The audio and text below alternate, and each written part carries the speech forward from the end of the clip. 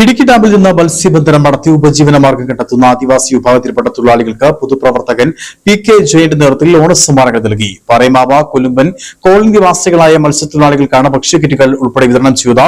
Idukki wild life deputy ranger P R. Sudheesh ഉദ്ഘാടനം ചെയ്തു.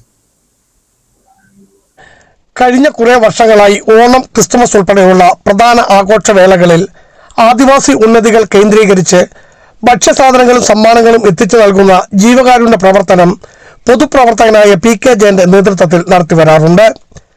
കൂടാതെ സ്കൂൾ തുറക്കുന്ന സമയങ്ങളിൽ കുട്ടികൾക്ക് ബാഗുകളും പഠന ഉപകരണങ്ങളും വിതരണം ചെയ്യാറുമുണ്ട്. ഇക്കുറി സഖ്യസാന് ഫോറസ്റ്റ് ഓഫീസിന് സമീപമുള്ള മത്സ്യാരണ്യകം വിപണന കേന്ദ്രത്തോടനുബന്ധിച്ചാണ് വിതരണ ചടങ്ങ് നടന്നത്. Idukki wild life deputy ranger P R. Sudheesh പരിപാടികളുടെ ഉദ്ഘാടനം നിർവഹിച്ചു. Hope Charitable Trust president Jain Augustine sponsor ചെയ്ത ഭക്ഷ്യക്കിറ്റുകളാണ് വിതരണം ചെയ്തത്. ചടങ്ങിൽ പോലീസ് ഉദ്യോഗസ്ഥരായ ജെൻസൺ ജോസഫ്, ദിൽജിത്ത് കുമാർ, ജിനു ആർ, പൊതുപ്രവർത്തകനായ അജയകുമാർ, ബിനു തുടങ്ങിയവർ പങ്കെടുത്തു. Biju Vaishan Parambil, Idukki Vision News, Idukki.